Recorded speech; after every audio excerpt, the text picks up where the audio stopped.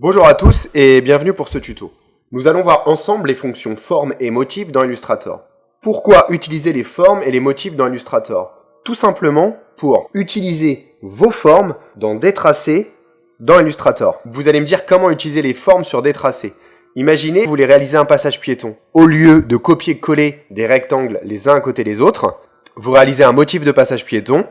Ensuite, ce motif de passage piéton, vous l'enregistrez en tant que motif et vous allez pouvoir l'utiliser sur vos tracés. Ça va vous faire gagner beaucoup de temps lors de la création d'illustrations.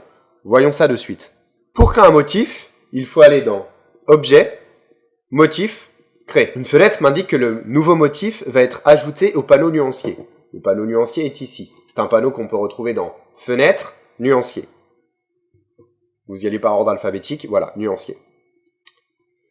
Je fais OK. Là, j'ai diverses options. On me demande le nom du nouveau motif. Je vais réaliser un passage piéton. Donc je vais mettre passage avec un S, plusieurs piétons c'est mieux. Piéton. Le type de mosaïque, je vais le laisser sur grille. Vous allez voir ce qui va se passer, ça va expliquer mon choix. Largeur, hauteur, je le laisse à 35 mm, ça me convient. Je n'adapte pas la mosaïque à l'illustration, parce que sinon mon carré est beaucoup trop petit et ce n'est pas ce que je veux. Donc je décoche cette option, adapter la mosaïque à l'illustration. Et dans le chevauchement, pour moi, ce chevauchement convient. Copie 5 sur 5, comme je vous reçois 5 sur 5, ça me convient aussi. Ça veut dire que mon motif va être répété 5 fois pour me montrer en arrière-plan ce qu'il va donner. Vous allez voir, une fois que je vais mettre OK, vous allez comprendre ce que j'explique. Là, je vais zoomer. Et je vais commencer à créer mon passage piéton. Je vais prendre l'outil rectangle et je vais tracer un premier rectangle. Voilà ce qui se passe en arrière-plan. On montre à peu près de quelle façon mon motif va être répété. Là déjà, c'est plutôt pas mal. Moi, ça me convient. Sauf que, à mon avis, lorsque je vais l'appliquer, il va être beaucoup trop grand. C'est-à-dire que je vais devoir baisser considérablement mon contour pour avoir un passage piéton qui ressemble à un passage piéton. Je vais diminuer sa taille en hauteur. Pour ça, je vais cliquer sur la poignée, maintenir la touche Alt enfoncée et baisser légèrement. Et voilà, et là je vais avoir la visu de mon passage piéton. Là il est peut-être un peu petit. Z, voilà. Moi je ne veux qu'un fond, je ne veux pas de contour. Donc je vais permuter sur fond. Ce que je n'avais pas vu, donc faites attention à ça. Et là, je vais augmenter légèrement sa taille. Je vais le copier, en mettre un autre à côté, le déplacer légèrement et en remettre un autre à côté. Je refais un copier-coller et je mets un autre passage piéton à côté. Vous voyez, si j'en bouge un, ils bougent tous en bas. Je fais en sorte que ça puisse concorder. Voilà, là ça semble convenir. Une fois que c'est fait, je clique sur Terminer. Et vous voyez, mon passage piéton vient d'apparaître dans Nouveau motif. Il est ici. Je peux renommer ce motif. Terminé. Et maintenant, je vais aller dans Fenêtre. Je cherche Forme. Vous l'avez peut-être vu avant moi. Voilà, Forme, ici. Donc ma fenêtre était ouverte, mais je voulais vous montrer où ça se trouvait. Et je vais faire Nouvelle forme. Forme de motif. Et je vais faire OK. Voilà. Une nouvelle fenêtre apparaît, celle-ci. Donner comme nom passage piéton à cette nouvelle forme. Et là, je vais utiliser la direction. Et vous allez voir pourquoi. Je laisse ça à 100% et ça à 100%. Si toutefois vous êtes sous CS4, CS5 ou CS6, vous allez peut-être avoir besoin de varier avec les différentes options que propose le menu déroulant échelle. Fixe, pression, molette de stylet, inclinaison, direction ou rotation. Sous Adobe Illustrator CC, c'est plus simple, je dois l'avouer. Donc n'hésitez pas, si vous êtes sur des anciennes versions, à jongler un peu avec les différents modes présents ici, et avec le curseur là, 100%, et celui-ci aussi. Là, je laisse à 100%. Là, dans le coin, j'ai passage piéton.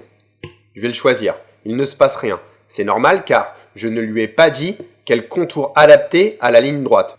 Je lui ai juste demandé d'inscrire dans l'angle le passage piéton. Mais pour l'instant, il ne sait pas quel contour je veux pour la droite. C'est pour ça qu'il ne me met rien du tout. Là, pour la droite, nous voyons le symbole ici, je vais lui demander d'utiliser le passage piéton. Voilà. Nous ne voyons rien, c'est normal, notre passage piéton est très petit. Nous allons donc avoir un aperçu après. Par la suite, lorsque nous allons tracer ce contour via les formes de Bézier. Là, dans ce contour, je fais la même chose. Je prends le centrage automatique. Là, ici, pareil. Je reviens et je choisis le centrage automatique. Encore une fois, via CS4, CS5 ou CS6, vous n'aurez pas le centrage automatique. Vous allez devoir jongler avec l'inclinaison ici. Là, pareil, je vais finir avec le passage piéton et la flèche, je ne mets rien du tout. Horizontal, vertical, je ne m'en sers pas. Je ne veux pas de symétrie pour ce motif. Vous allez pouvoir utiliser la symétrie si toutefois vous allez créer un motif sur la base d'une photo. Là, l'adaptation. Je peux soit compléter par un blanc, soit utiliser une taille approchante. Nous avons vu tout à l'heure que l'espacement de mes passages piétons était correct. Donc, je n'ai pas besoin d'utiliser l'adaptation. Dans Illustrator CS4, CS5 ou CS6, vous allez avoir besoin d'utiliser l'adaptation. La coloration, je ne vais pas m'en servir.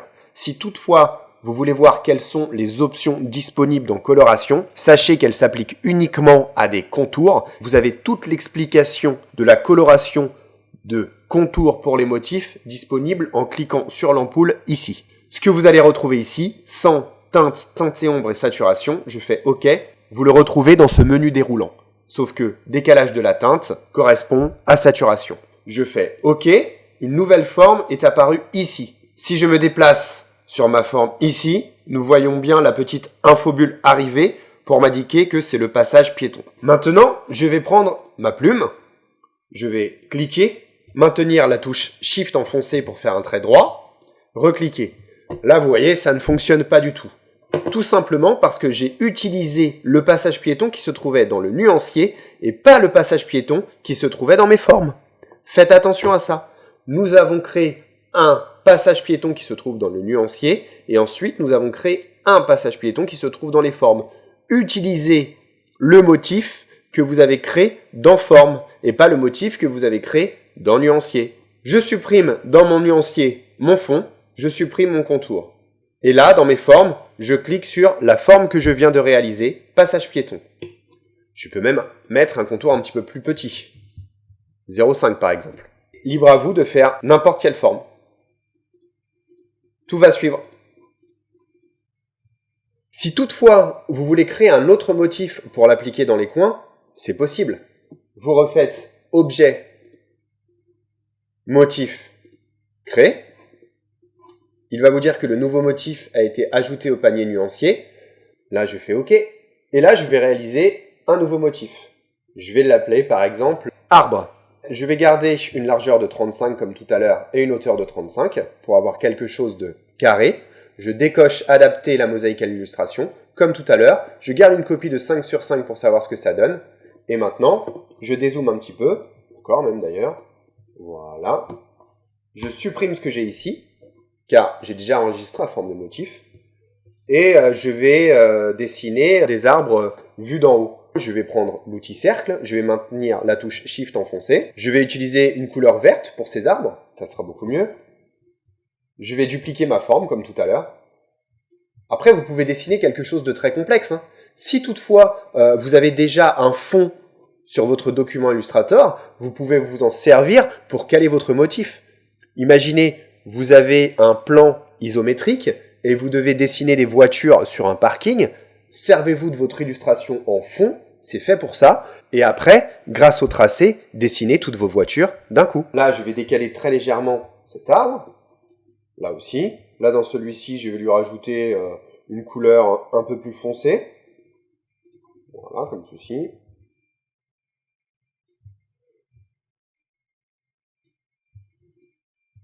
Voilà. Là, ça me semble correct. Maintenant, je fais terminer. J'ai bien arbre qui a été rajouté ici, dans mon nuancier. Et là, je fais la même chose que tout à l'heure. Je fais nouvelle forme, forme de motif, OK. Je déplace la fenêtre. Je vais l'appeler arbre. Je garde la direction cochée.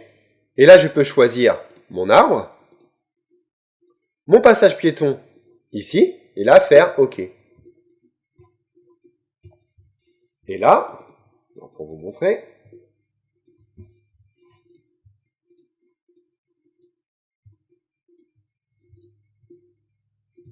Et là, je vois que mes arbres sont beaucoup trop grands.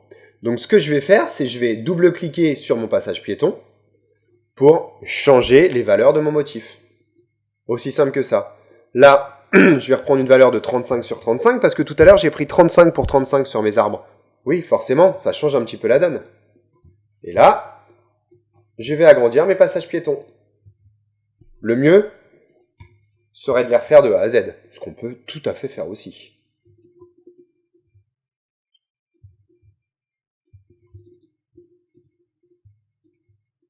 Voilà, je les dispose au mieux. Et là, je fais terminer. Et là, dans la forme que j'ai créée avec des arbres, je reclique et je vais chercher mes nouveaux passages piétons. Et je fais OK. Et je garde laisser au contour. Je clique sur ma nouvelle forme et je viens choisir mon passage piéton. Et là, je vois que ça fonctionne. Là, je peux le supprimer. Je fais supprimer les contours. Pareil, celui-là, je le supprime. Supprimer les contours. Là, je peux le faire, car j'en ai inventé un complètement nouveau. Donc, mon nouveau motif va remplacer l'ancien. Et là, je m'aperçois que mon passage piéton est quand même un peu grand. Pour ça, pas de problème. Je reviens sur mon passage piéton. Je redouble-clique dessus. Et je vais légèrement le diminuer. Je sélectionne les trois. Je garde la touche Alt enfoncée. Je vérifie bien que j'ai cette poignée et je descends légèrement.